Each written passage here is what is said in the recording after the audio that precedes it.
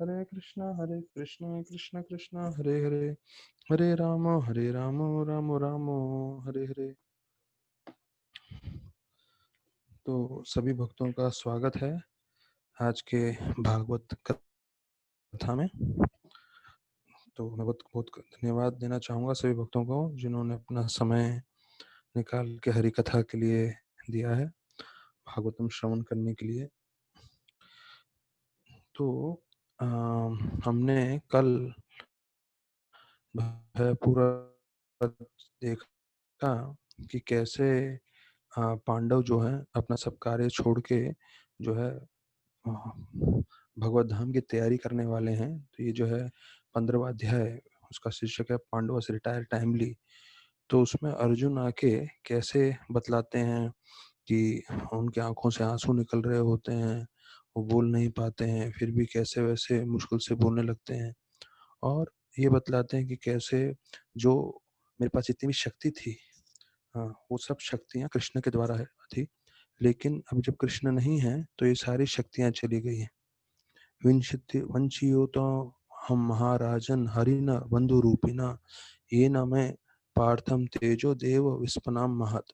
कि जो देवता भी विस्मित हो जाते थे मेरी शक्तियों से, वो जो है मेरे पास सब शक्तियाँ चली गई हैं। और कल हमने देखा कि इसके बारे में 7 चीज प्रभुपाद जी तात्पर्य में बताते हैं।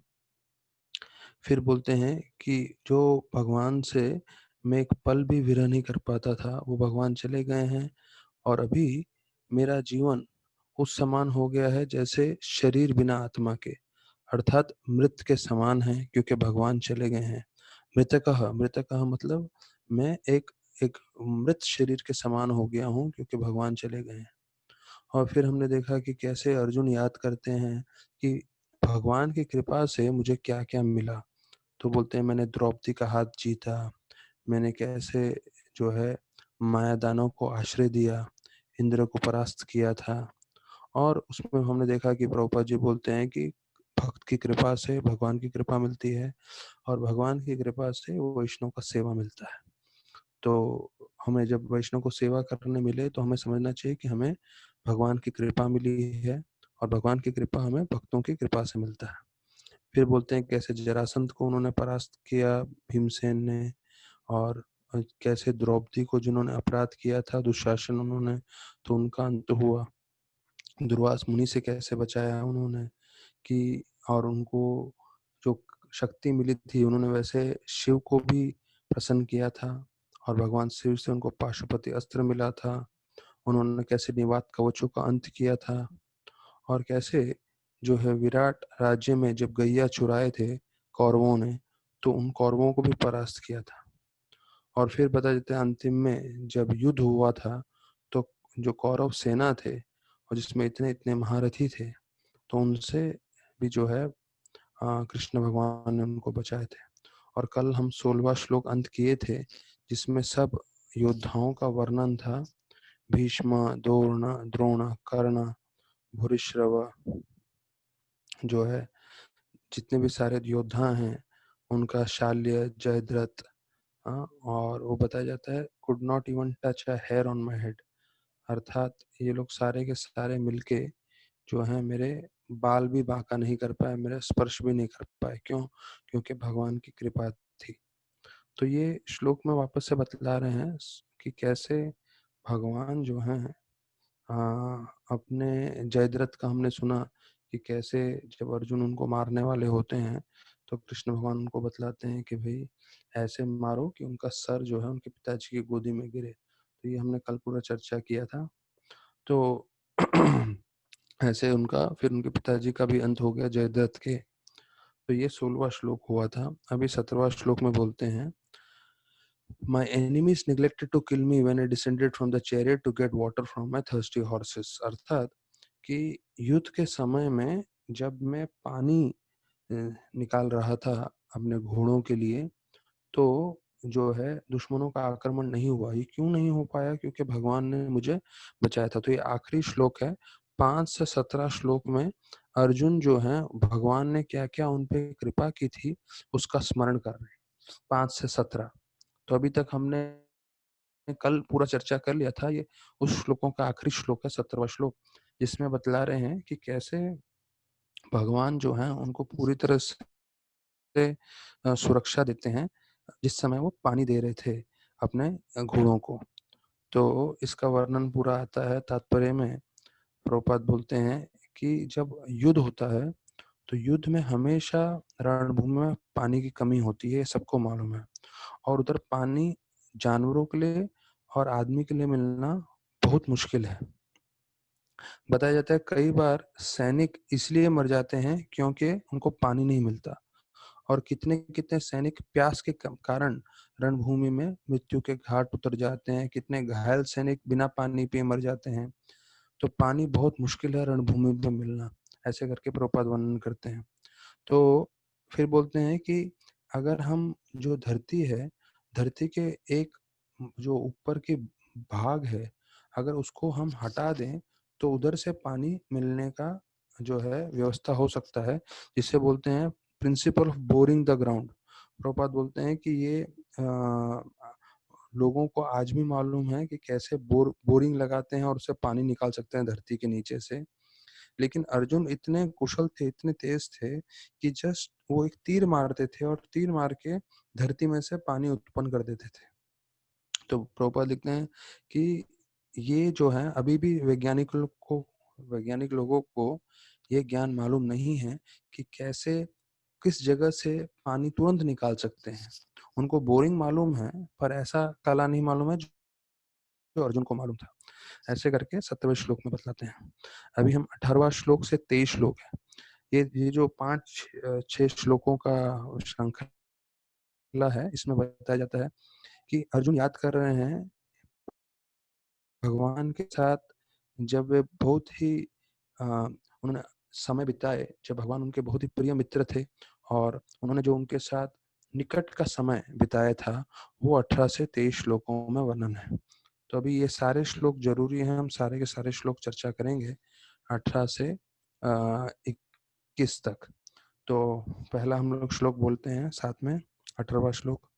नर्माण्य उदरा रुचिरा स्मित सब शोभतानि, हे पार्थ हे अर्जुन हे सखे कुरु नंदनेति, संजल्पितानि नरदेव हृदय स्पृशानि, स्मर्तुर्लुथानि हृदयं मम, अर्थात मम माधवस्य।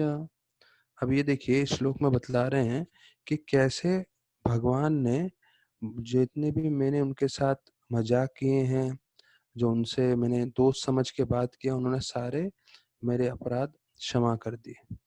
तो सेहे महान महिताय कुमेत्र, तो उन्होंने काफी जो चीज है, उन्होंने बोलते हैं कि मैंने उनके साथ दोस्त के समान बात किया, वो मेरे साथ मुस्कुराए, और मेरे को ये सब याद करके मैं भाव विभोर हो रहा हूँ। तो देखिए इसमें बताते हैं स्मिता शोभतानी, स्मिता शोभितानी, स्मिता मतलब मुस्कुराना, मतलब भगवान मेरे साथ मुस्कुरा रहे थे और मैंने उनको दोस्त समझ के, और उन्होंने भी मुझे कैसे कैसे नाम से संबोधित किया। उन्होंने मुझे लगा हे पार्थ, मतलब कुंती माता के पुत्र। हाँ, और फिर बताया उन्होंने हे अर्जुन, हे सखे, हे कुरुनंदन, तो अलग अलग नाम से उन्होंने संबोधित किया। हाँ, असंजल पितानी, संजल पितानी मतलब जैसे हम लोग बोलते हैं प्रजल्प नहीं करना चाहिए, प्रजल्प मतलब जो है इधर उधर की बातें, तो वैसे ही पता है संजल्प, संजल्प मतलब जो हम दोनों एक दूसरे के साथ चर्चा कर रहे थे। और ये सब चीजें जो हैं, जो उन्होंने मेरे साथ बात किया ऐसा मित्र के द्वारा, हृदय स्पर्शानी, हृदय स्पर्शानी मतलब मेरे हृदय को छू रही है, मेरे को याद आ रही है। तो इसलिए आप देखें भक्तों के बीच में कभी कभी ऐसा होता है, हम महाराज भी बताए हैं कि भक्तों को सोल सर्च बातें करनी चाहिए। सोल सर्च मतलब एक दूसरे के हृदय को स्पर्श करने वाली बातें, ऐसे नहीं कि जस्ट जनरल बात किया, वो नहीं, अपने हृदय की सब बातें दूसरे से बतानी चाहिए, विशेष रूप से भक्ति की। तो जब ये बातें चर्चा करते हैं तो हमारे हृदय को स्पर्श करेंगे। अगर आज आपने घर में समोसा बनाया है, पिज्जा बनाया है, उसका चर्चा करोगे, ठीक है, पर ये सोल सर्च बातें नहीं है। सोल सर्च होता है आपका आध्यात्मिक, आपने अपने जीवन में क्या अनुभूति की है, आप कैसे अपने जीवन में मुश्किलें झेलते हुए भी भक्ति कर रहे हैं, जिसने आपको भक्ति में, अध्यात्म में बढ़ाया है।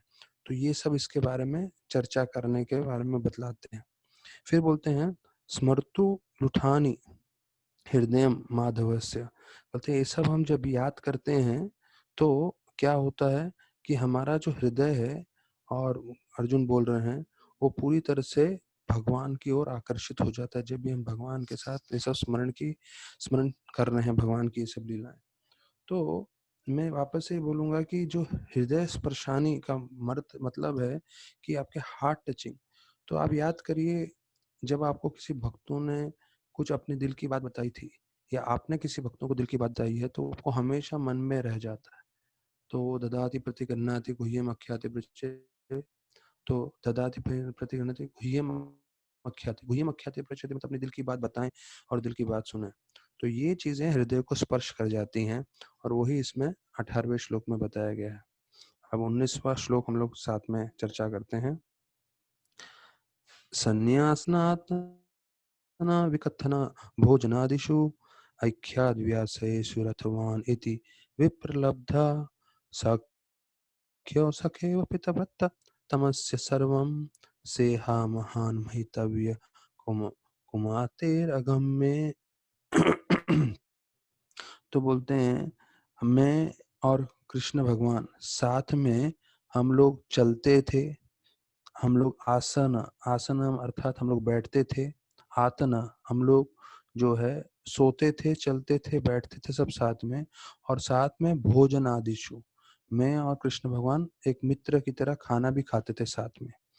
और बताया जाता है कि मैंने कई बार उनके साथ जो है दुर्व्यवहार भी किया मित्र समझ के।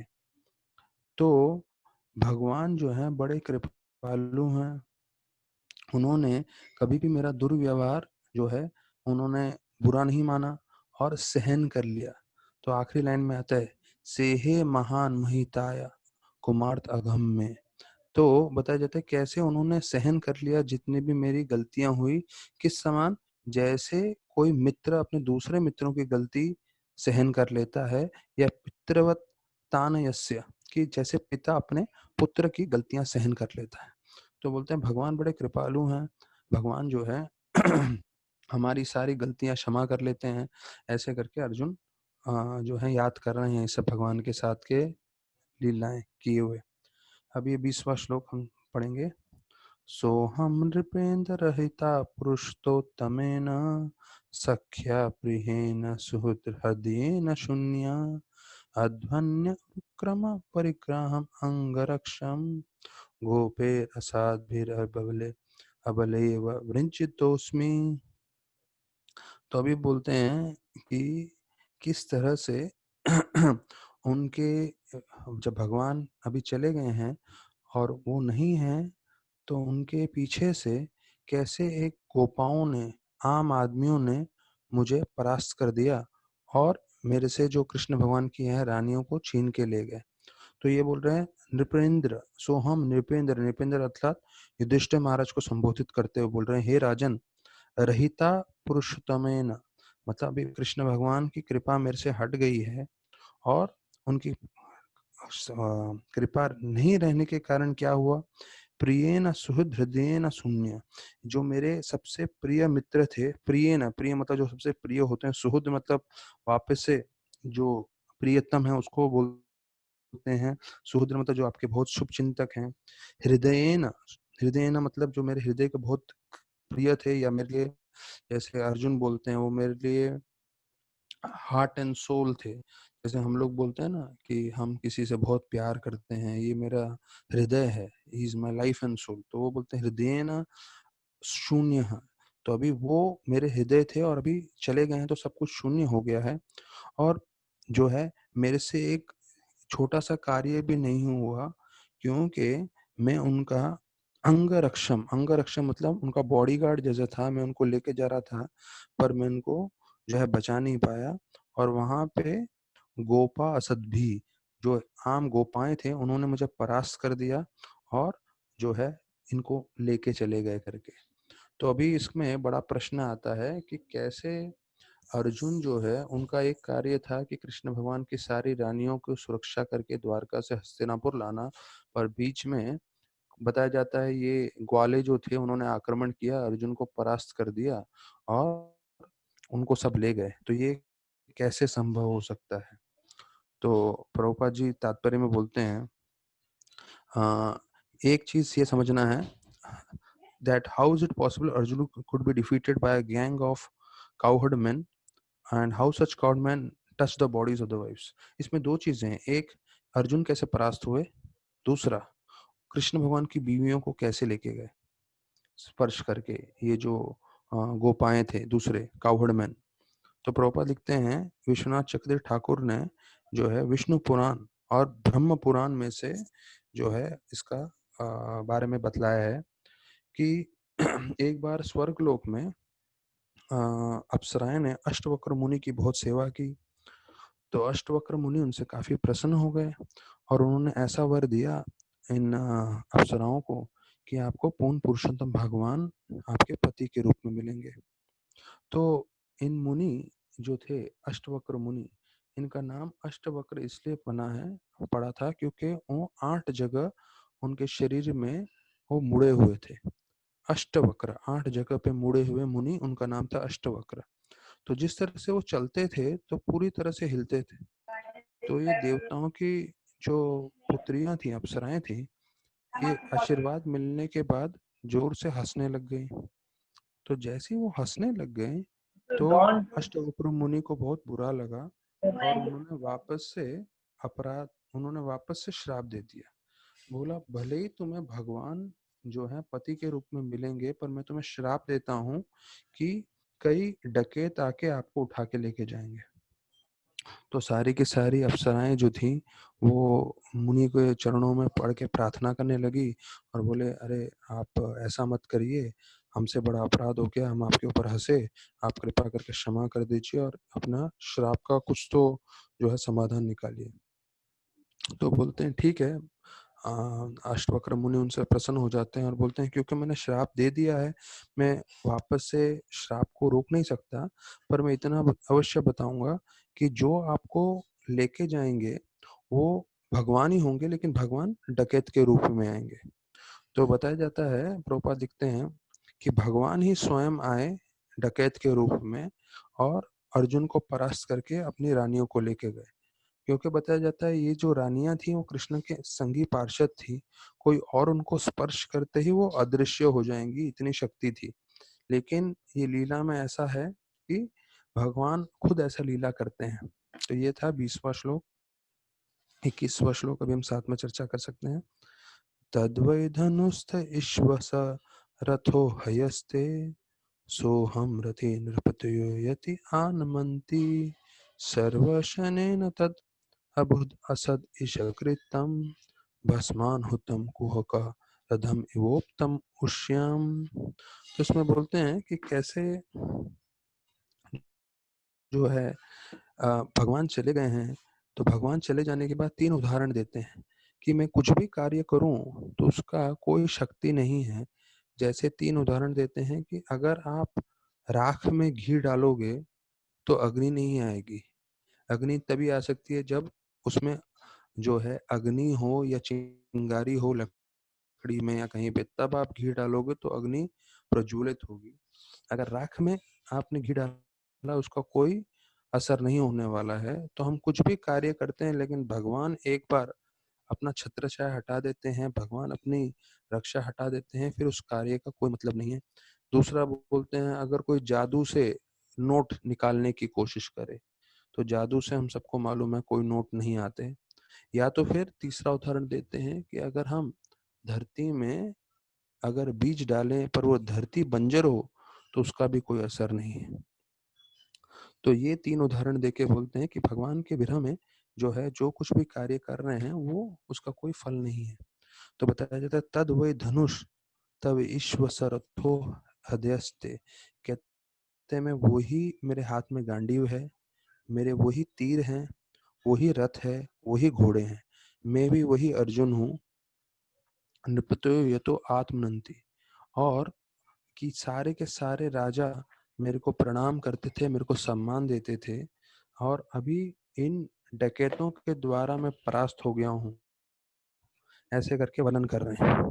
तो सर्वम शनेन तद अभुद असद रिक्तम, कहते एक पल में, शनेन, शनेन मतलब with in a moments notice, एक पल में ईशरिक्तम, मेरी पूरी शक्तियां चली गई है, मैं वही अर्जुन हूँ, ये मेरा वही गांडीव है, लेकिन मेरी शक्ति पूरी निकल गई है और मेरे को एक आम डकैत मेरे को परास्त करके चले गए।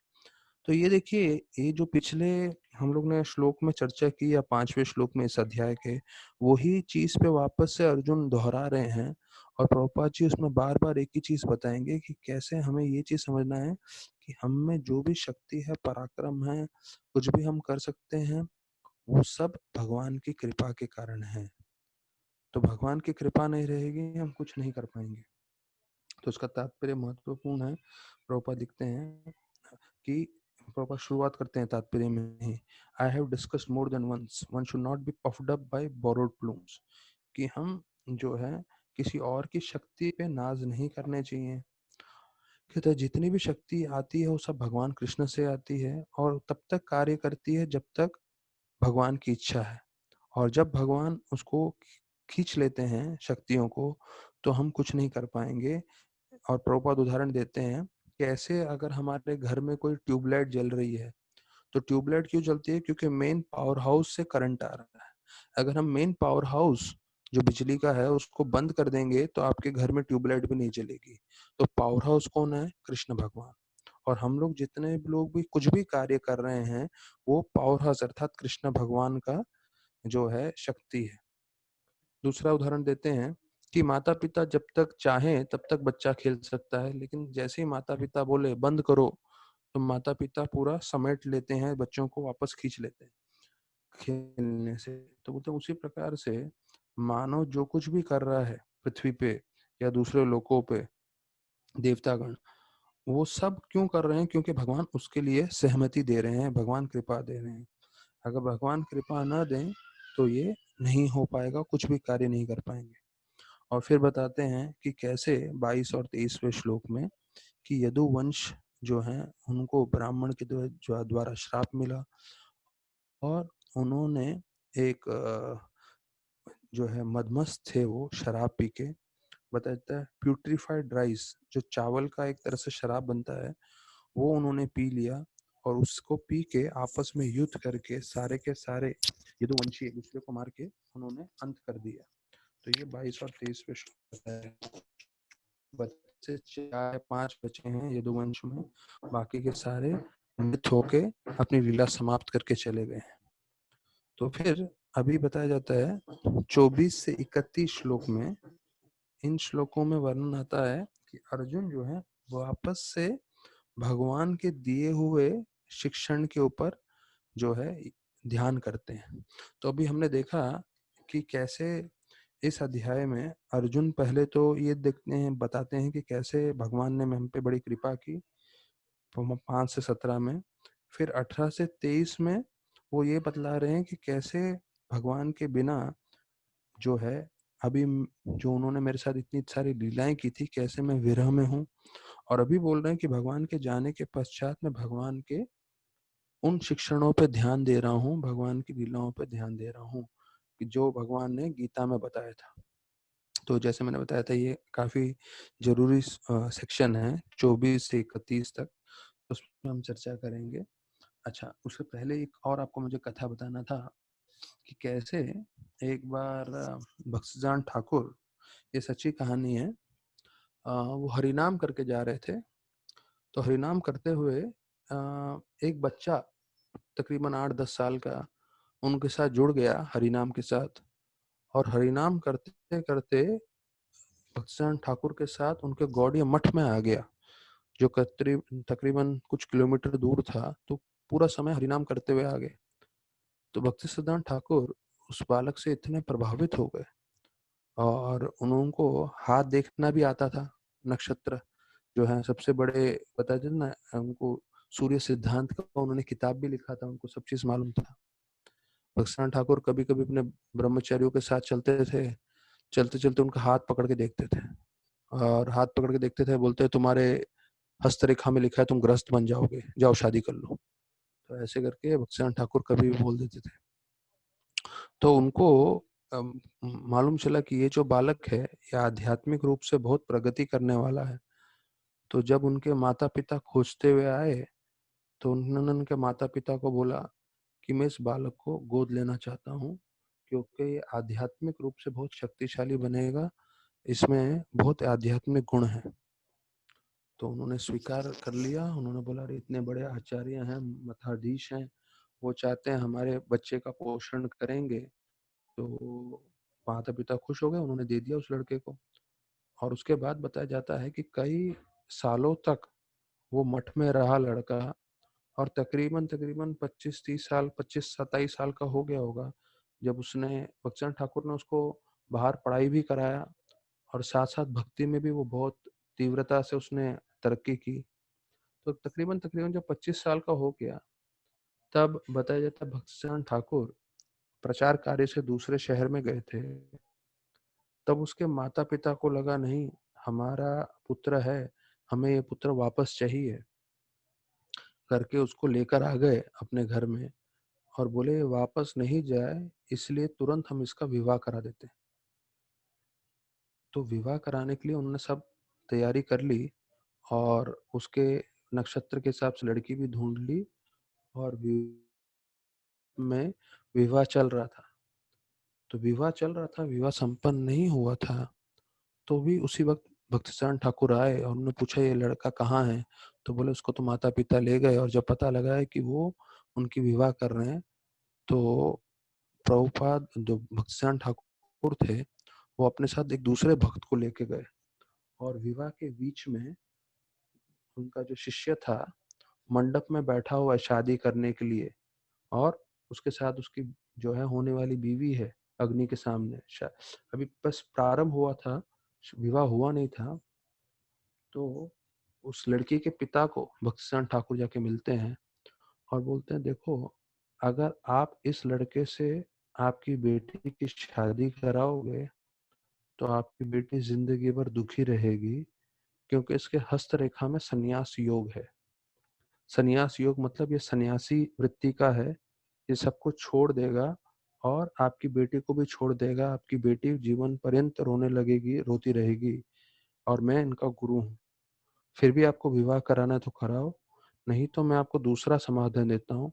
मैं योग्य व लड़का लाया हूँ जो आपकी बेटी से विवाह करेगा। अपने साथ भक्तिसिद्धांत ठाकुर दूसरे लड़के को लेकर आए और बोले इसको बैठाओ, ये आपकी पुत्री का आजीवन काल के लिए ध्यान रखेगा और धन संपत्ति से भी ध्यान रखेगा, और बहुत पढ़ा लिखा है, ऐसा करके। तो उसके पिताजी एकदम घबरा जाते हैं, बोलते हैं नहीं नहीं, अगर इसके हाथ में संन्यास योग है तो मैं अपनी पुत्री नहीं दूंगा, करके तुरंत जो है उसी वक्त वो विवाह तोड़ देते हैं। उस लड़के को जिसको भक्तिसिद्धांत ठाकुर ने 20 साल मठ में रखा था उसको भक्तिसिद्धांत ठाकुर वापस ले जाते हैं और ये अपने दूसरे शिष्य को वहां शादी के लिए बिठा देते हैं। और फिर ये जो दूसरे जो सन्यास योग वाले लड़के थे वो आगे चल के सन्यासी बनते हैं, और उनका कुछ तो नाम था जो मुझे ध्यान नहीं है। तो भक्तिसिद्धांत ठाकुर देखिए, इतना उनको प्रचार और उनका इतना भक्ति भाव था कि जाके विवाह के लड़के फंसते थे। ये सब भक्तिसिद्धांत ठाकुर कर सकते हैं, ये विषय। और उनके बहुत सारे लीलाएं हैं, कितनी बार जो है अलग अलग लोगों ने उन पे आक्रमण किया, ये किया वो किया, पर भक्तिसिद्धांत ठाकुर जो है टस से मस नहीं हुए, पूरी तरह से उन्होंने प्रचार किया। बताया जाता है कई बार माता पिता आ जाते थे पुलिस को लेके ढूंढने के लिए, मेरा बेटा आपके मठ में है, आपके मठ में है, आपके मठ में है। तो पूरा मठ ढूंढते थे, कहीं नहीं मिलता था। और भक्तिसिद्धांत ठाकुर से पुलिस वाले और माता पिता मिलके जाते थे और बोलते थे नहीं आपका बेटा यहाँ पे, अभी तो आपने खुद ने ढूंढ लिया। तो ऐसे निराश होकर माता पिता पुलिस चले जाते थे। तो फिर भक्तिसिद्धांत जहाँ पे बैठे थे, अर्थात वो कोई टेबल नहीं था, वो ही शिष्य था जिसको ढूंढने आए थे। तो शिष्य को ऐसे जो है झुका देते थे और उसके ऊपर चद्दर डाल के उसके ऊपर बैठ जाते थे। तो सब लोग जो हैं सब जगह ढूंढते थे, पर उनके नीचे नहीं ढूंढते थे भक्तिसिद्धांत ठाकुर के। ऐसे ऐसे अपने शिष्यों को बचाते थे अलग अलग तरीके से। तो भक्तिसिद्धांत ठाकुर जो है उन्होंने ऐसे अलग-अलग तरीके से प्रचार किया हुआ है। उन्होंने 1 करोड़ नाम जप किया है। जो हम हरिदास ठाकुर के बारे में जानते हैं कि कैसे उन्होंने 192 राउंड जप करते थे। वैसे ही भक्तिसिद्धांत ठाकुर ने तकरीबन 10 साल मायापुर में रह के जो है 192 राउंड जप किया।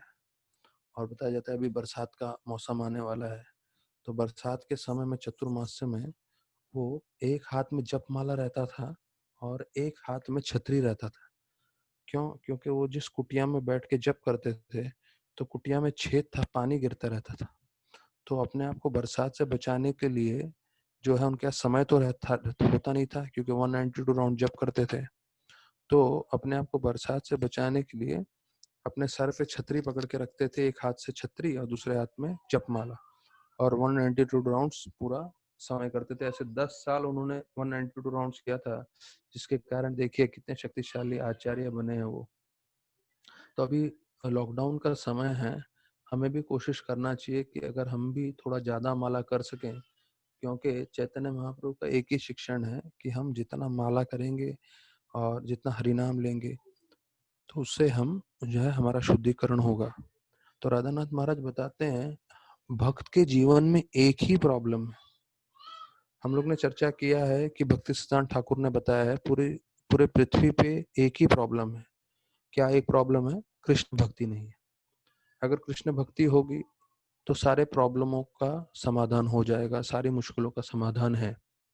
तो हमने कई अपने प्रवचनों में चर्चा किया है, प्रभुपाद भी बताते हैं, अगर आप कृष्ण भक्ति का प्रचार करेंगे तो उससे सारे जितने भी मुश्किलें दुनिया में हैं, शांति का जो है पूरी तरह से शांति हम दुनिया में ला सकते हैं, समृद्धि ला सकते हैं। तो अन्य-अन्य सारे फायदे आ जाएँगे अगर भक्ति का प्रचार होगा तो। तो भक्तिसिद्धांत ठाकुर, प्रभुपाद दोनों का एक ही मत है, इस दुनिया में एक ही चीज़ की कमी है, वो है भक्ति की। राधानाथ महाराज बताते हैं, भक्तों के जीवन में एक ही चीज़ की कमी है। क्या है वो एक चीज़? हमें हरि नाम के प्रति आसक्ति नहीं है, हमको टेस्ट नहीं है हरि नाम के लिए। अगर हमको सिर्फ एक चीज़ आ जाए, वो है टेस्ट, अर्थात हमें आकर्षण आ जाए भगवान के नाम के प्रति या भगवान की कथा के प्रति या भगवान की तीव्र भक्ति करने के प्रति, if we just get taste, तो राधानाथ महाराज बताते हैं ऐसा कभी नहीं होगा कि जो भक्त है वो विचलित होगा पूरे जीवन में। अपना पूरा जीवन वो शांति से बिता सकता है, भले उसके जीवन में कुछ भी प्रॉब्लम आ जाए। क्यों? क्योंकि उसको नरिशमेंट कहाँ से मिल रहा है? भगवान के हरि नाम से। उसको टेस्ट है होली नेम में। तो वो टेस्ट है आपको कैसे मालूम चलेगा?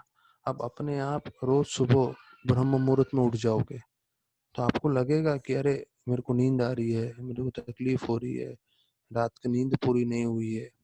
लेकिन अगर आपको टेस्ट है तो लगेगा अरे ब्रह्म मुहूर्त में जब भगवान का नाम जप करूंगा मैं, तो भगवान के नाम के संपर्क में मेरे को स्वाद आएगा, भगवान का नाम का मेरे को संग मिलेगा।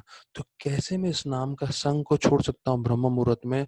और तुरंत आप जो है नींद को छोड़ दोगे, तुरंत आपके जो शरीर में जितनी भी तकलीफ हो रही है उसको आप बोलोगे मैं सहन कर लूंगा, लेकिन मुझे वो टेस्ट चाहिए। क्यों? मुझे भगवान का संग चाहिए।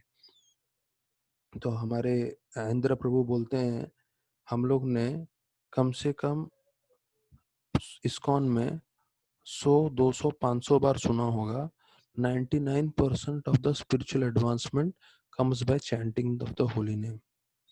बोलते हैं हम लोग ने कई बार सुना है, कम से कम 100 बार हमने सुना होगा, 100 बार हमने बोला होगा, आनंद प्रभु बोलते हैं।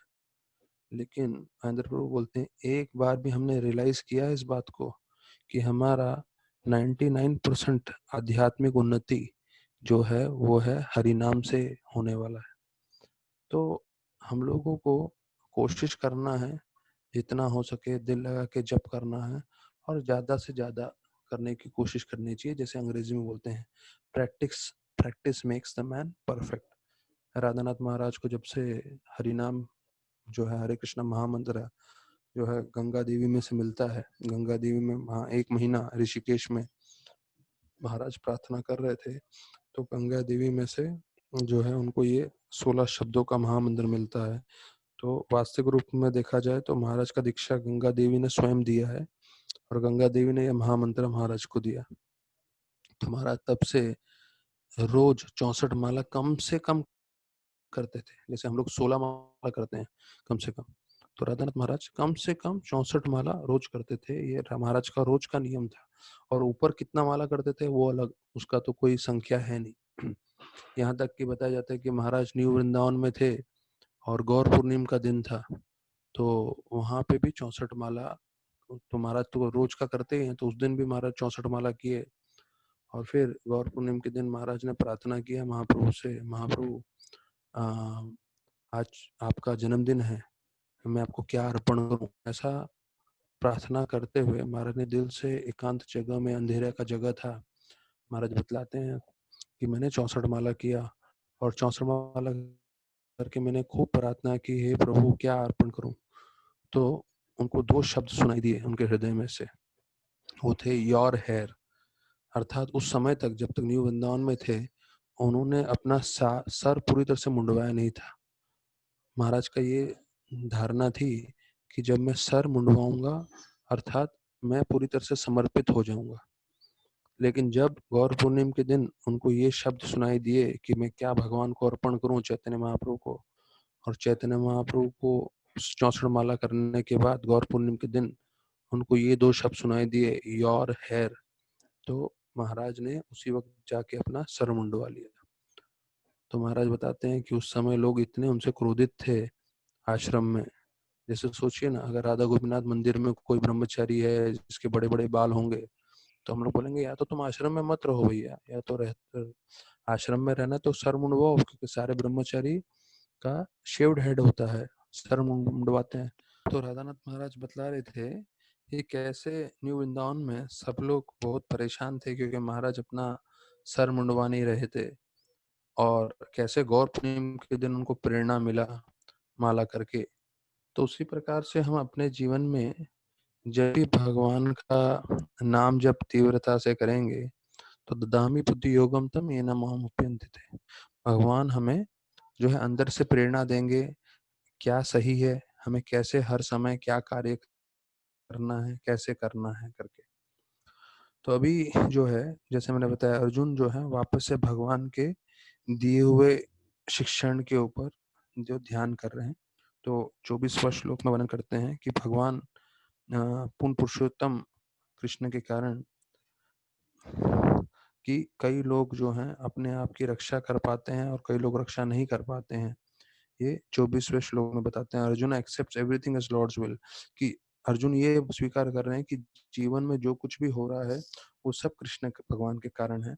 ये हमारे लिए बहुत लागू होगा विशेष रूप से इस समय। तो अभी इसके तात्पर्य में प्रभुपाद जी बतलाते हैं। एंथ्रोपोलॉजिस्ट, प्रभुपाद लिखते हैं 24वें श्लोक में, जो वो लोग होते हैं जो मानव समाज पे जो है रिसर्च करते हैं।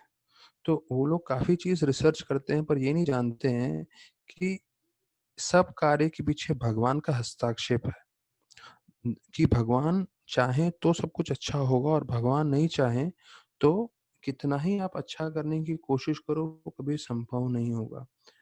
तो बोलते हैं जब भी इस दुनिया में जो है कुछ अच्छा होता है या बुरा होता है, दोनों के पीछे जो है भगवान का हस्ताक्षेप है। ये रूपा जी जो है तकरीबन 24वें श्लोक के तात्पर्य में बोलूँगा 5वें 7वें लाइन में बोलते हैं कि इस दुनिया में अगर शांति हो रही है या इस दुनिया में कुछ भी विकट परिस्थिति आई है, दोनों में भगवान का हस्ताक्षेप है।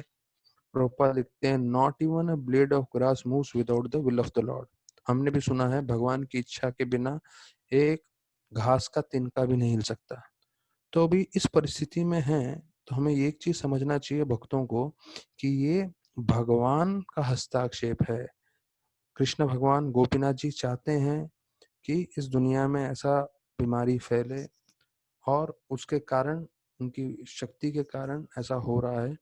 तो अभी हम इस परिस्थिति में एक ही कार्य कर सकते हैं, वो है जितना हो सके हम भक्ति करें और भक्तों की सेवा करने की जितनी हो सकती है कोशिश करें। जिनको थोड़ा मदद करना है किसी तरह से वो लोग अपना डोनेशन वोनेशन दे के भी मदद कर सकते हैं वगैरह वगैरह। तो ये चीज़ समझना है कि हर एक चीज़ भगवान के इच्छा से होता है। और फिर 25 वर्ष 26वें श्लोक में बोलते हैं कि कैसे छोटे जो मछली होते हैं उनको बड़े मछली खा जाते हैं। तो उसी प्रकार से यदुवंश में जो कमजोर यदुवंश थे, तो उनको जो शक्तिशाली यदुवंशी थे उन्होंने उनका अंत कर दिया उनके साथ युद्ध करके। और पूरे के पूरे यदुवंशी जो हैं इस पृथ्वी में से निकल गए। ऐसे करके 25 और 26वें श्लोक में वर्णन करते हैं। प्रभुपाद लिखते हैं तात्पर्य में 26वें श्लोक में कि आध्यात्मिक जगत में जो है तकलीफें नहीं है, ये तकलीफें सिर्फ भौतिक जगत में है। तो जब तक हम भौतिक जगत में रहेंगे, भौतिक जगत का निर्माण ही ऐसे हुआ है जिससे हम हमेशा तकलीफ में रहें, हम हमेशा मुसीबतों में रहें। जैसे बताया जाता है ब्रह्मा जी ने जब मानव का निर्माण किया था, मतलब हम लोग को सबको बनाया था, तो हम लोग सबके साथ उन्होंने एक जो है हमें भूख लगे, हमारा शरीर का निर्माण इस तरह से किया था कि हर 6 घंटे के अंदर, 5 घंटे के अंदर अगर शरीर में भोजन नहीं जाएगा तो हमें तकलीफ होगी। तो इस सृष्टि का बनावट ही ऐसा है कि जैसे ही हम भोग करने की कोशिश करते हैं, तो भोग तो दूर की बात है, इस सृष्टि का निर्माण ही ऐसे है कि हम हमेशा तकलीफ में रहेंगे, परेशानियों में रहेंगे, क्योंकि ब्रह्मा जी ने ऐसे बनाया है। तो देखिए हम लोग जब खाना खाते हैं तो हर 5-6 घंटे में, दिन में 2 बार 3 बार हमें भूख लगती है, और अगर खाना नहीं दिया तो तकलीफ। तो ये बनावट ही ऐसा है पूरी सृष्टि का, हमारे शरीर का। तो ये सब आध्यात्मिक जगत में नहीं होगा। प्रभुपाद जी बोलते हैं एक बार आध्यात्मिक जगत पहुंच गए तो लाइफ इज एटर्नल, अशाश्वत काल के लिए हम लोग वहां रहेंगे और आनंद में रहेंगे। अभी 27वां श्लोक जरूरी है, आप लोग सब साथ में हम लोग बोलेंगे। देश काल अर्थ वित्यानि हित तपोस्मानि च हरन्ति स्मरतश्चित्तम गोविंद अभितानि में। तो बोलते हैं अभी मैं गोविंद भगवान के शिक्षण की तरफ आकर्षित हो रहा हूँ, और उस शिक्षण में इतनी शक्ति है कि मेरे हृदय में जो भगवान के विरह में जो तकलीफ हो रही है वो जो है पूरी हट जाएगी। और भगवान के शिक्षण जो है हर समय, हर परिस्थिति में, और बताया जाता है all time place and circumstances, हर समय हर परिस्थिति में और हर जगह में हम अपना सकते हैं। देश काल अर्थ युक्तानी, तो देश काल अर्थ का मतलब है टाइम प्लेस एंड सर्कमस्टांसेस। आप हमेशा भगवान के शिक्षण को अपना सकते हो। तो ये चीज समझिए, अभी भी हम लोग जो परिस्थिति में हैं, हम लोग ज्यादा कुछ नहीं कर सकते, लेकिन किसी तरह से हम लोग भगवान की हरि कथा से जुड़ रहे हैं। और यहाँ पे ये बताया गया है कि भगवान की हरि कथा इतनी शक्तिशाली है कि at all time, at all place, at all circumstances it can be applied.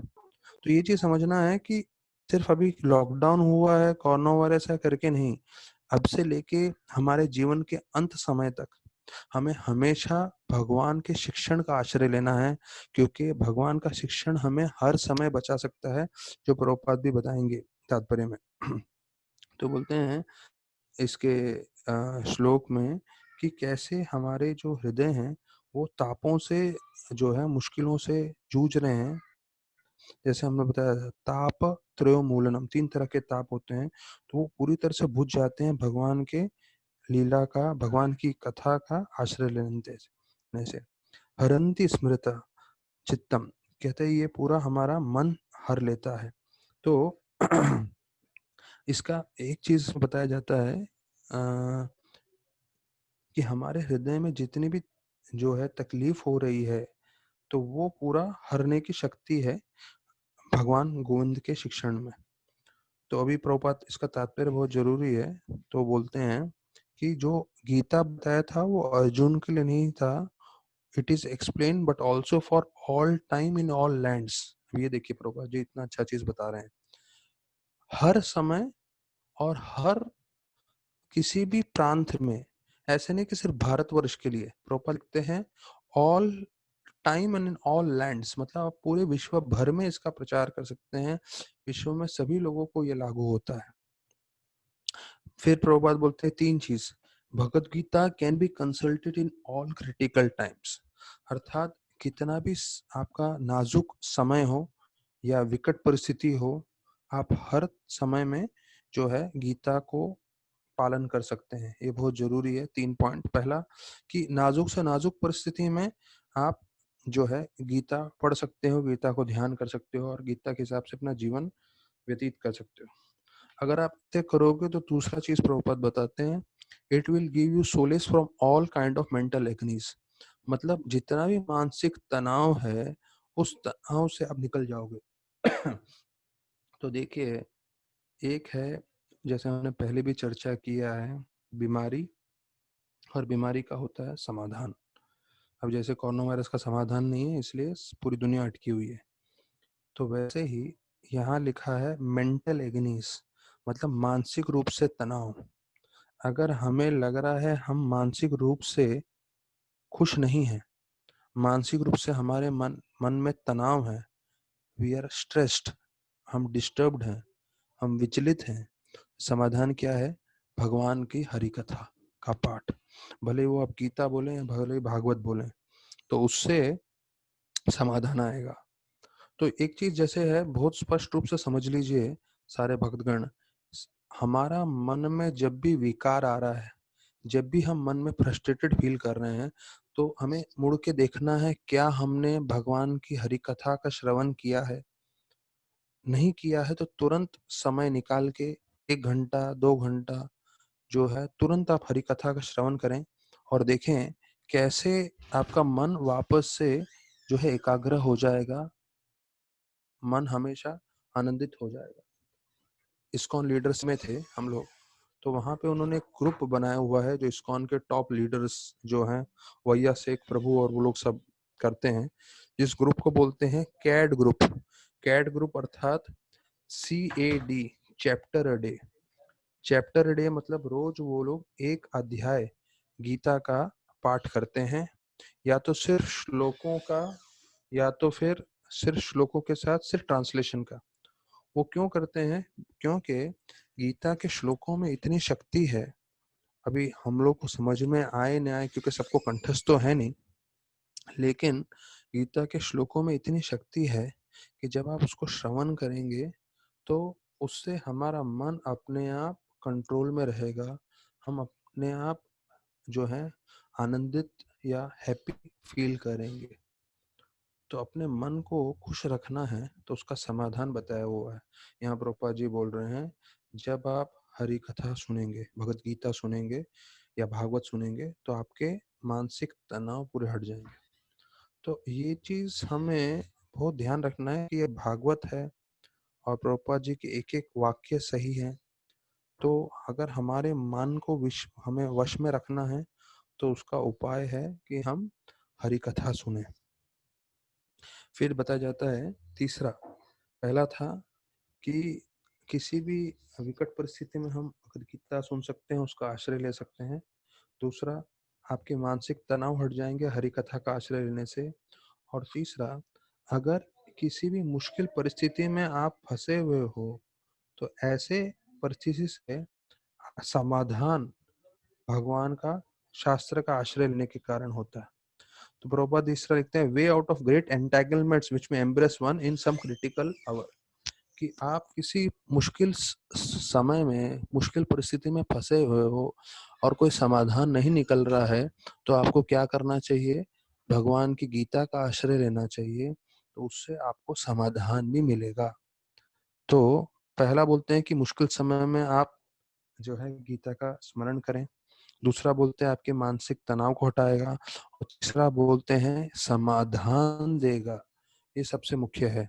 बोलते हैं but also for the way out of the great entanglements which men embrace one in some critical hour, कि अगर हमें समाधान ढूंढना है तो हम कितनी बार सोचते हैं हम धन से समाधान ढूंढ लेंगे या हमारे पहचान से समाधान ढूंढ लेंगे। नहीं, भगवान की भक्ति से समाधान ढूंढना है, क्योंकि पैसे से समाधान नहीं मिलेगा। जैसे प्रभुपाद जी ने दूसरे तात्पर्य में बताया है कि अगर पैसे से समाधान मिलने वाला होता तो हर कोई बीमार व्यक्ति पैसा दे के डॉक्टर के पास जाके ठीक हो जाता, पर ऐसा नहीं होता। जब तक भगवान की इच्छा न हो तो आप पैसे दे के भी अपनी तबीयत ठीक नहीं करा सकते। तो पैसे से आपको जो है समाधान नहीं मिलेगा, आपको समाधान मिलेगा भगवान की कृपा से। तो वही चीज़ इसमें बताया है। फिर प्रभुपाद जी बोलते हैं, there is no difference between the Lord and the Lord's instructions. तो भगवान का ये जो ध्वनि है जो गीता के द्वारा बताया गया है, तो वो और भगवान दोनों एक समान है। तो बोलते हैं जो गीता है वो वास्तविक रूप में भगवान का ही अवतार है, भगवान की ध्वनि है। तो जब हम गीता का आश्रय ले लेंगे, तो शास्त्रों का आश्रय ले लेंगे, तो वास्तव में भगवान का आश्रय ले रहे हैं। तो कितनी बार, जैसे हमने पहले भी चर्चा की है, हम लोग चर्चा करते हैं, बोलते भगवान दिखाइए, भगवान दिखाइए। तो भगवान और भगवान की जो शिक्षण है, भगवान का गीता है, दोनों समान है। ठीक है, आप भगवान को देख नहीं सकते, ठीक है, गीता पढ़िए, गीता अपने जीवन में अच्छे से पढ़ के उतारने की कोशिश करिए, और फिर आप मुझे बोलिए कि भगवान नहीं है। नहीं, क्योंकि जैसे ही आप गीता पढ़ेंगे तो आपको भगवान का सानिध्य मिलेगा, भगवान का संग मिलेगा। प्रभुपाद बोलते हैं, जो अर्जुन को कृष्ण का संग मिला था कुरुक्षेत्र की रणभूमि में, वही संग कलयुग के लोगों को मिलेगा जब वो गीता पाठ करेंगे। अर्थात कृष्ण भगवान का साक्षात साक्षात रूप में संग मिलेगा जब हम भगवान की कथा सुनेंगे और श्रवण करेंगे। तो जैसे मैं बता रहा था, चैप्टर ए डे जो ग्रुप बनाया हुआ है वैशेषिक प्रभु ने, तो उसमें वो बोलते हैं हम लोग 15 अध्याय 12 अध्याय रोज पढ़ते हैं, और ज्यादा नहीं, बोलते हैं 10-12 मिनट लगता है एक अध्याय पढ़ने को। कई कई अध्याय छोटे हैं, 15-20 श्लोक हैं, 20-20 श्लोक हैं उसमें, विशेष रूप से 15 अध्याय 12 अध्याय ऐसे करके बोल रहे थे। और बोलते हैं तकरीबन तकरीबन 1.5 महीने में हम पूरा का पूरा अध्याय कंठस्थ कर लेते हैं। बार बार बोलते रहते हैं, सुबह को एक बार, तो उससे कंठस्थ हो जाता है।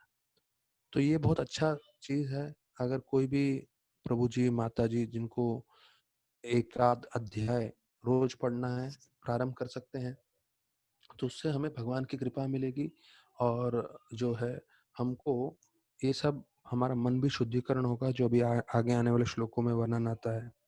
तो अगर किसी को श्लोक कंठस्थ भी करना है तो उसका अच्छा तरीका है, सुबह उठ के रोज पढ़ते रहिए।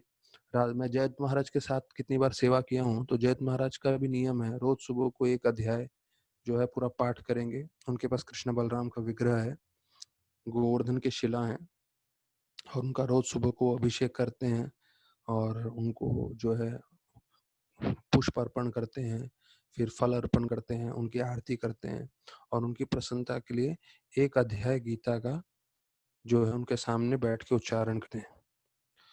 तो ऐसे पूरा बताते हैं प्रभुपाद। तो इसके श्लोक में और भी कुछ मुख्य चीज बताते हैं। तो बोलते देखिए, भगवान सनातन है, जीव सनातन है, सनातन मतलब एटर्नल। तो भगवान सनातन है, जीव सनातन है, और भगवान का जो भगवत धाम है, हाँ, वो भी सनातन है, मतलब वो हमेश के लिए है, एटर्नल है। तो भगवान एटर्नल है, हम लोग एटर्नल है, जीव, और भगवान का भगवत धाम एटर्नल है। और जीव को अगर भगवत धाम जाना है जहाँ भगवान है, तो उसके लिए जो मार्ग बताया गया है वो है सनातन धर्म। प्रभुपाद लिखते हैं श्लोक में, सनातन धर्म। सनातन धर्म मतलब कि जो आत्मा का एटर्नल कार्य है, एटर्नल मतलब हमेश के लिए उनको, आत्मा को एक ही कार्य करना है, वो है भगवान की भक्ति। तो वो जो सनातन जीव है, वो सनातन धाम पहुंच सकता है, सनातन भगवान का संग कर सकता है सनातन भक्ति करके, प्रभुपाद बताते हैं। तो इसमें एक लिखते हैं कि भगवत गीता का मुख्य उद्देश्य क्या है, is therefore meant for terminating all different types of miseries. देखिए, हम लोग सब अलग अलग दुख से, तकलीफ से जूझ रहे हैं, और पूरा जीवन जूझते रहेंगे। तो कोई भी गलत धारणा में मत रहिएगा, आपके मन में कोई गलत फहमी मत रखिएगा कि जैसे ये लॉकडाउन खत्म हो जाएगा तो हम सब सुखी हो जाएंगे। नहीं, भौतिक जगत बनाया ही ऐसा है कि आपको हमेशा पद पद तकलीफ आने ही वाली है। और एक जो भक्त होता है उसका हमेशा मन तैयार रहता है, उसको मालूम रहता है कि हमेशा होने ही वाला है और उसके लिए वो तैयार रहता है। जैसे हम लोग को श्यामानंद प्रभु मंदिर में बता रहे थे कि अगर समझ लो आप लोग साइकिल चला रहे हो और आपको मालूम है रास्ते में बहुत खड्डे हैं, तो आप क्या करोगे? साइकिल एकदम धीरे चलाओगे। क्यों साइकिल धीरे चलाओगे? क्योंकि आपको मालूम है खड्डे हैं, अगर तेजी में जाऊंगा तो खड्डों में टायर जाएगा, हो सकता है मेरा बैलेंस छूट जाए, मैं गिर जाऊं, चोट लग जाए। तो एकदम सावधानी से आप चलाओगे, क्यों? आपको मालूम है खड्डे हैं रास्ते में। तो बोलते हैं उसी प्रकार से जो भक्त होता है, भक्त को मालूम है जीवन में प्रॉब्लम आएगा ही आएगा। ऐसा नहीं कि शायद आएगा, शायद नहीं आएगा, नहीं, पूरी तरह से कन्विंस्ड है, पूरी तरह से उसको मालूम है 100% आएगा ही आएगा। तो वो रोज प्रॉब्लम को जूझने के लिए तैयार रहता है, भक्ति अच्छे से करता है, प्रार्थना अच्छा से करता है और भगवान के सामने हाथ जोड़ के हमेशा नम्र विनती करता है, प्रभु जो भी विकट परिस्थिति आने वाली है, आपकी छत्र छाया रखिएगा, आपकी कृपा रखिएगा, जिससे मैं इसको संभाल सकूं और ऐसे समय में कृष्ण भावनामृत रहूं, खुद भी रहूं और दूसरों को भी कृष्ण भावनामृत में प्रेरणा देते हुए आगे बढ़ सकूं। तो हम अपना मेहनत करते हैं और भगवान से प्रार्थना करते हैं, याचना करते हैं कि प्रभु हमें इन विकट परिस्थितियों से समाधान से निकालिए। तो अभी हम जो है 28वां श्लोक पढ़ेंगे, 28 से 31 4 श्लोकों में बताया जाता है कि कैसे वो ये गीता का शिक्षण सुन के वो पूरी तरह से जो है कृष्ण भावनामृत हो जाते हैं। तो वो इन 4 श्लोकों में आता है। तो हम लोग 28वां श्लोक साथ में चर्चा करते हैं। सुत उवाच एवं चिन्तयो विष्णु कृष्णपादाशरोरुरं सहुरद्नेन अतिगाधेन संतसिद विमलमति। तो इस श्लोक में बताया जाता है कि कैसे मेरा मन, अर्जुन बता रहे हैं कि संतुष्ट हो गया और मेरे मन में से सारे भौतिक जो कल्मश थे वो निकल गए, जैसे ही मैंने भगवान का शिक्षण याद किया, जो गीता उनको सुनाया था वो। तो बोलते हैं, एवं चिंतयतो विष्णु, कि मैंने जो है विष्णु का जो है स्मरण किया। चिंतयतो मतलब मन में चिंतन करना। कृष्ण पाद शरूरम, तो कृष्ण भगवान के चरणों को स्मरण किया, हाँ, जो एक कमल के समान है। और उसके साथ उसका कारण क्या हुआ? शांत आसीद, मैं शांत हो गया। और विमलम थी, विमला मतलब जितने भी कल्मश थे वो मेरे हृदय से निकल गए। तो ये दो चीज हमें समझना है। भगवान का शिक्षण जानने से हमारा दो चीज होगा, एक हमारा मन संतुष्ट हो जाएगा और दूसरा हमारे मन में जितना भी कचरा है वो निकल जाएगा। अभी कचरा क्या है वो शायद प्रभुपाद जी बतलाते हैं तात्पर्य में। तो बोलते हैं, देखिए हम सबको एक चीज मालूम है कि सूरज रहता है तो अंधेरा नहीं रहता, ये इसको कुछ स्पष्टीकरण की जरूरत नहीं है। तो बोलते हैं उसी प्रकार से जब भगवान का नाम, भगवान की लीला भक्त के मन में आती है, तो मन में जितना भी बुरे विचार हैं, मन में जितने भी भौतिक इच्छाएं हैं और मन में जितनी भी विकट परिस्थितियां, सब निकल जाती है जब हम भगवान का स्मरण करते हैं। जैसे मैं आपको बता रहा हूँ कि प्रभुपाद ने बोला बैक टू गॉडेड मैगजीन, और उसमें उनका टाइटल था कृष्ण सूर्य समय माया अंधकार, जहाँ कृष्ण तहाँ नहीं माया अधिकार। ये हमें मालूम है स्पष्ट में कि हाँ, कृष्ण सूरज के समान है और माया अंधकार है, जहाँ कृष्ण है वहाँ माया नहीं है। ये हमने कितनी बार सुना हुआ है, पर जैसे आइंद्र प्रभु बताए कि भाई सुनते हम हैं पर कितनी बार हम उसको लागू करते हैं। तो हमारे जीवन में अगर अंधकार हटाना है, प्रॉब्लम हटाने हैं, उसका कोई दूसरा समाधान नहीं है, सिर्फ एक समाधान है, हरि कथा। तो कभी कभी लोगों को क्या लगता है कि हम जो है दूसरे सब कार्य करेंगे भक्ति में और उससे हमारा जो है मन संतुष्ट हो जाएगा और प्रसन्न हो जाएगा। नहीं, मैं आपको स्पष्ट बता रहा हूँ, आपको माला ही उठाना पड़ेगा, खुद से माला जप ही करना पड़ेगा। या तो फिर अगर आपको कीर्तन में बहुत आनंद आता है तो कीर्तन आप पूरी तरह से ध्यान से सुन रहे हैं तो, या तो भागवत गीता भागवत उठा के पढ़ रहे हैं तो, या किसी भक्त का श्रवण कर रहे हैं कथा का ध्यान पूर्वक तो, या भगवान की सेवा कर रहे हैं, विग्रह की सेवा कर रहे हैं, भगवान के लिए भोग लगा रहे हैं, तो जप कर रहे हैं, भगवान की हरि कथा सुन रहे हैं या पढ़ रहे हैं या भगवान की सेवा कर रहे हैं। अच्छा, भगवान की सेवा करते-करते इस्कॉन में सबसे ज़्यादा लोगों ने ये गलती की है, ये चंद्रमौली महाराज ने भी मेरे को पर्सनली बताया था। इस्कॉन के लीडर ने पूरे वर्ल्ड में ये गलती की है। उनको क्या लगता था हम भगवान की सेवा कर रहे हैं, तो थोड़ा नाम जप अगर कभी नहीं हुआ तो चलेगा। अगर हम रेगुलरली भगवान की हरि कथा का पाठ नहीं करेंगे तो चलेगा। ये गलत धारणा है। ये गलत धारणा है कि अगर आप सोचें कि मैं भगवान की सेवा कर रहा हूँ तो मुझे भगवान का पाठ करने की ज़रूरत नहीं है। नहीं, रोज़ नित्य स रोज़ नित्य नित्य मतलब हर एक दिन भगवान का पाठ करना ज़रूरी है।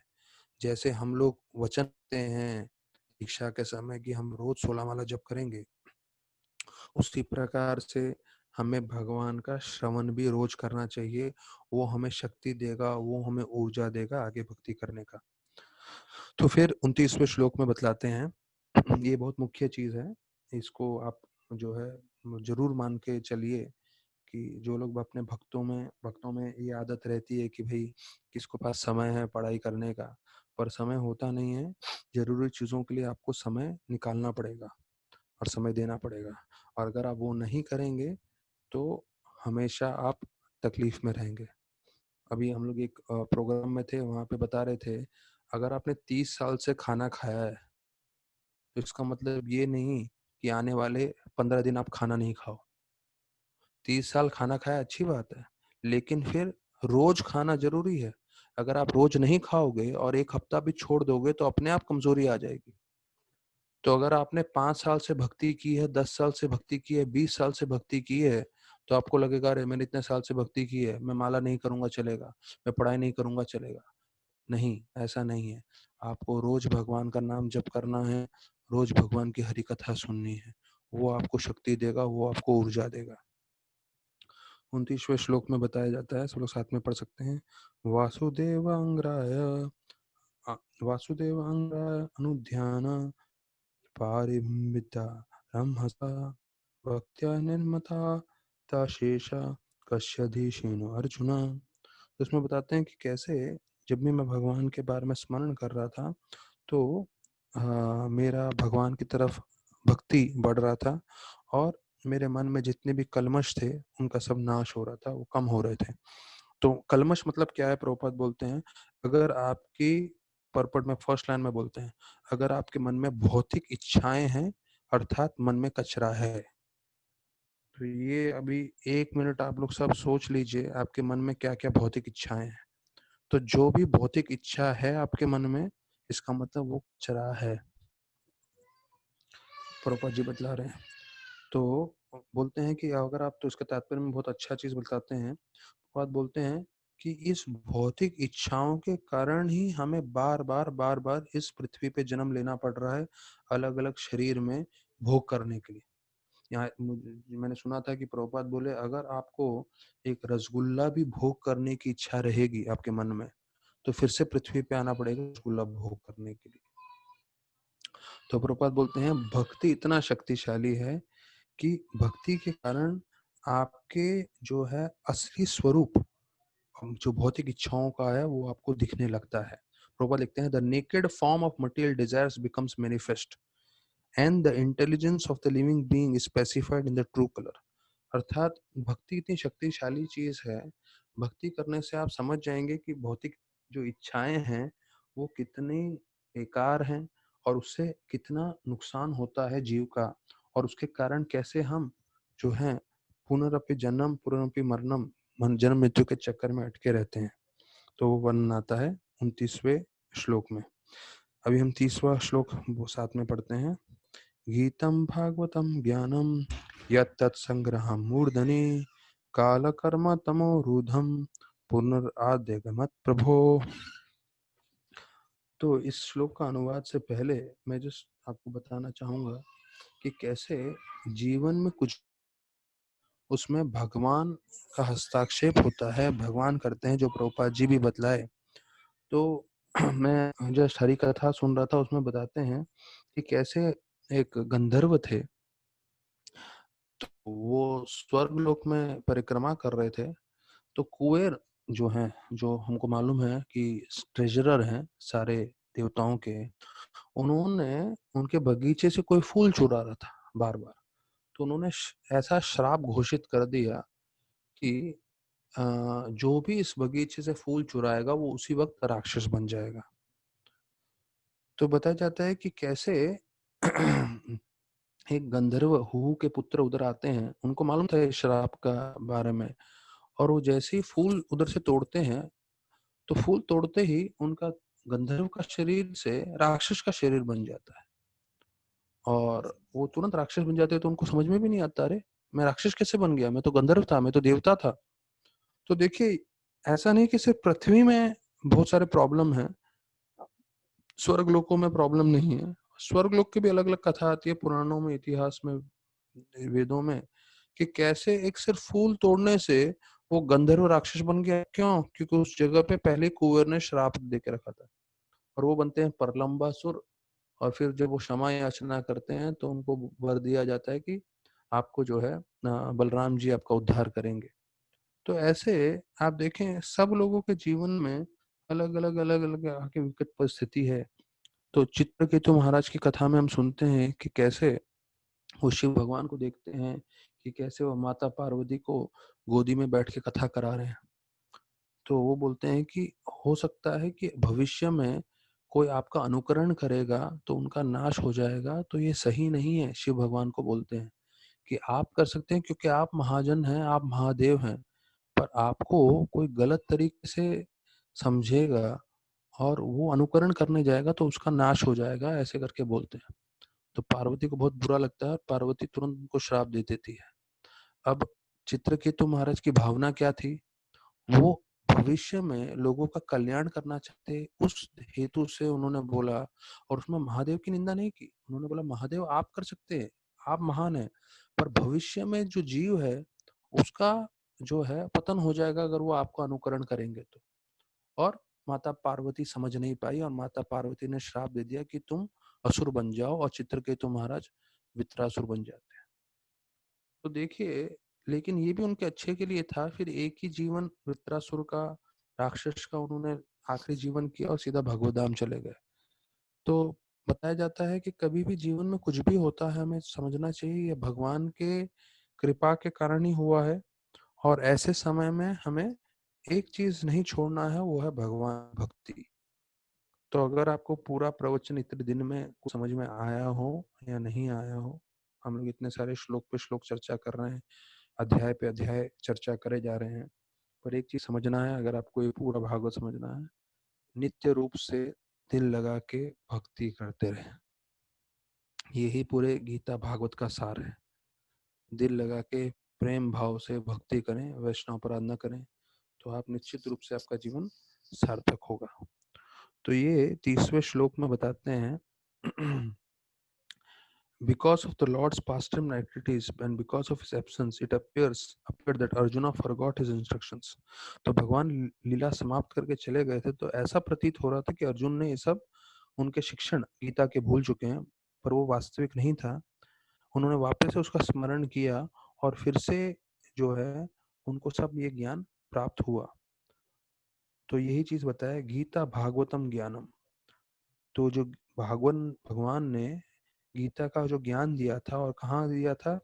संग्राम मूर्धनि, मतलब जो संग्राम अर्थात जो बैटलफील्ड है उसके बीच में दिया था।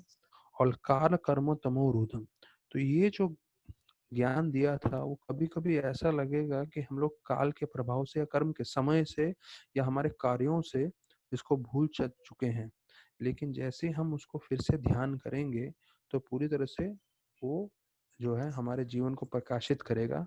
वो बता रहे हैं इसमें, a condition soul is entrapped by fruity activities by the force of time. तो काल के प्रभाव से और समय के प्रभाव से, काल और कार्य कर्म के हिसाब से हम हमेशा जंजाल में रहेंगे। तो प्रभुपाद जी अपनी गीता का जो सबसे प्रमुख श्लोक है 18 अध्याय के 65वां श्लोक वो वर्णन कर रहे हैं। मनमा भद भक्तो मध्याजी माम नमस्कुरु मामे व्यस्य सत्यम ते प्रतिजनी प्रियोसि में। कि हमें हमेशा हमारा मन भगवान में लगाए रखना है, उनकी भक्ति करनी है। जो भी हम कार्य कर रहे हैं वो भगवान को अर्पण करते हुए करना है, उनको प्रणाम करना है। तो प्रणाम करने से, ये सब करने से क्या होगा, हम हमेशा भगवान का स्मरण करेंगे, भगवान का जो है कृपा प्राप्त करेंगे। जैसे भागवतम का जो आखिरी श्लोक है, नाम संकीर्तनम यस्य सर्व पाप प्रणाशनम प्रमाण दुख न समनस तम नामनि हरिप्रियम। तो 18,000 श्लोक के अंत में आता है कि अगर आप नाम संकीर्तन कर रहे हैं, भगवान का नाम ध्यान कर रहे हैं और भगवान को प्रणाम कर रहे हैं, तो प्रमाणो दुख न समनस, जितने भी हमारे जीवन में दुख है, परेशानी है, तकलीफ है, उसका पूरा शमन हो जाएगा, वो पूरे हट जाएंगे। अगर हम दो चीज करते हैं, भगवान को प्रणाम करते हैं और भगवान को जो है नाम जप करते हैं तो फिर प्रभुपाद के 30वें श्लोक में लिखते हैं, one should therefore adjust the activities of life in a pace with the mission of the Lord, and by doing this one is sure to return back home, back to God. देखिए कितना अच्छी बात बताई है प्रभुपाद ने, कि हर एक व्यक्ति को एडजस्ट करना जरूरी है। क्या एडजस्ट करना है? अपना जीवन को किसके साथ एडजस्ट करना है? भगवान ने क्या हमें दिव्य उपदेश दिया है, भगवान ने जो हमें ज्ञान दिया है, जो भक्ति दी है, उसके साथ हमारे जीवन को एडजस्ट करके चलना है। अगर हम अपने जीवन को इसके साथ एडजस्ट कर लेंगे तो हम अवश्य रूप से भगवत धाम जाएंगे। देखिए भगवत धाम जाने का सरल उपाय प्रभुपाद जी यहाँ इसमें बता रहे हैं। क्या है कि आप अपने जीवन में सब कार्य उस तरह से एडजस्ट करें जिससे हम भक्ति कर सकें। और भक्ति अर्थात 16 माला जप, 4 नियम पालन करना, प्रभुपाद के मिशन में अपनी क्षमता अनुसार ज्यादा से ज्यादा सेवा करना, और जितने भी हमारे परिवार वाले हैं, भक्त हैं, बाहर वाले लोग हैं, सबकी सेवा करना, जितना भी हो सकता है हमें भक्ति में प्रेरणा का कराना। अगर हम इतना ध्यान पूर्वक करेंगे तो निश्चित रूप से हम भगवत धाम चले जाएंगे। अभी 31वें श्लोक में बताते हैं कि आध्यात्मिक उनके पास गुण होने के कारण अर्जुन बोलते हैं कि मेरे सारे संशय कट गए और मैं तीनों गुणों से जो है बाहर निकल गया, और जो है मैं जन्म मृत्यु के चक्कर से पूरी तरह से मुक्त हो गया, ऐसे करके बतलाते हैं। तो प्रभुपाद जी तात्पर्य में बोलते हैं, हम लोग की सबसे बड़ी बीमारी क्या है? मी एंड माइन, मैं और मेरा। तो प्रभुपाद एक श्लोक में बोलते हैं कि ये हमारी बीमारी कैसे फैलती है? मैं और मेरा, मैं और मेरा मतलब ये सब मेरा है, मेरा है, मेरा है, इसकी हम गलत धारणा में बैठते हैं। तो प्रभुपाद बोलते हैं ये मेरा शरीर, ये मेरा परिवार, ये मेरा जायदाद, मेरी बीवी, मेरे बच्चे, मेरा धन, मेरा देश, ये मेरा समाज। और बोलते हैं ऐसे हजारों तरीके से मेरा मेरा मेरा करके हमारा जीवन व्यतीत हो जाता है, जबकि हम भूल जाते हैं कि मेरा मेरा कुछ नहीं, मैं ही भगवान का हूँ। मैं भगवान का अंश हूँ, माम अंश जीव लोके जीव भूता सनातना। तो मेरा कुछ नहीं है, ये शरीर भी मेरा नहीं है, और शरीर से संबंधित जो भी आप बोल रहे हो कुछ भी मेरा नहीं है, सब कुछ कृष्णा का है। और मुझे सिर्फ कृष्णा का दास बनना है, कृष्ण की सेवा करनी है, तो मैं संतुष्ट रहूंगा, नहीं तो संतुष्ट नहीं रहूंगा। He should realize that the Lord was still present before him in his instructions. तो ये प्रभुपाद जी बार बार बतला रहे हैं कि कृष्ण भगवान अपने शिक्षण के द्वारा आज भी हमारे बीच में हैं। प्रश्न ये है कि क्या हमें भगवान का संग चाहिए या नहीं? हमको पैसे का संग चाहिए, हमको इंद्र भोग का संग चाहिए, हमें जो है आलस का संग चाहिए, लेकिन हमें कृष्ण का संग नहीं चाहिए। ये हमारा प्रॉब्लम है, कृष्ण का प्रॉब्लम नहीं है। कृष्ण भगवान ने अपने आप को जो है गीता भागवत के द्वारा जो है भक्तों के लिए उपलब्ध कराया है। अभी प्रश्न हम पे है कि हमें भगवान का संग लेना है कि नहीं लेना है। कि कोई भक्त जो है, मालूम है कई लोग जो हैं एक्सरसाइज करते हैं, तो एक्सरसाइज करने के लिए कैसा है, अगर कोई जॉगिंग कर रहा है या कुछ भी व्यायाम कर रहा है तो पहले दिन क्या करेगा, 2 मिनट करेगा, फिर 4 मिनट करेगा, फिर 5-10 मिनट करेगा, फिर ऐसे करते करते 15 मिनट, आधा घंटा, 1 घंटा तक जाता है। लेकिन जब वो 1 घंटा तक करता है तो उससे पहले हो सकता है उसने पूरा 1 साल परिश्रम किया हो, तब जाके वो 1 घंटा व्यायाम कर सकता है, जॉगिंग कर सकता है या एक्सरसाइज कर सकता है। तो उसी प्रकार से अगर हमें भगवान के संपर्क में रहना है गीता भागवत के द्वारा, शुरू करें 5 मिनट से, 10 मिनट से 15 मिनट से जितना आपकी क्षमता है और नित्य रूप से भगवान के संग में रहें, तो देखेंगे आपको समझ में आएगा कि कैसे भगवान हैं, अवतार लिए हैं गीता में, भागवत में, और हम भगवान के संग में हैं और हमें हमारा कैसा शुद्धिकरण हो रहा है और कैसा हम मन भगवान में एकाग्र है। प्रभुपाद लिखते हैं बाय अटेनमेंट, ये किस 31 श्लोक का तात्पर्य चल रहा है उसमें। 1 minute left. ओके, तो हम लोग ये 31 श्लोक का तात्पर्य का एक ही पॉइंट बचा रह गया है, एक दो पॉइंट है, तो वो हम कल चर्चा करेंगे और आगे हम लोग कथा आगे बढ़ाएंगे। तो बहुत बहुत धन्यवाद सभी भक्तों का। और शाम को 7 बजे गौरव का भी अच्छा चैतन्य चरितामृत का प्रवचन आ रहा है। हम लोग इतना श्लोक लोग तो पढ़ने वाले नहीं है, पूरा कंठस्थ करके बोल रहे हैं, तो मेरा रिक्वेस्ट रहेगा वो भी सब लोग सुनने की कोशिश करें। मैं भी रोज सुन रहा हूँ और फिर कल हम लोग फिर से मिलते हैं इसी कथा में। बहुत बहुत धन्यवाद। हरे कृष्ण।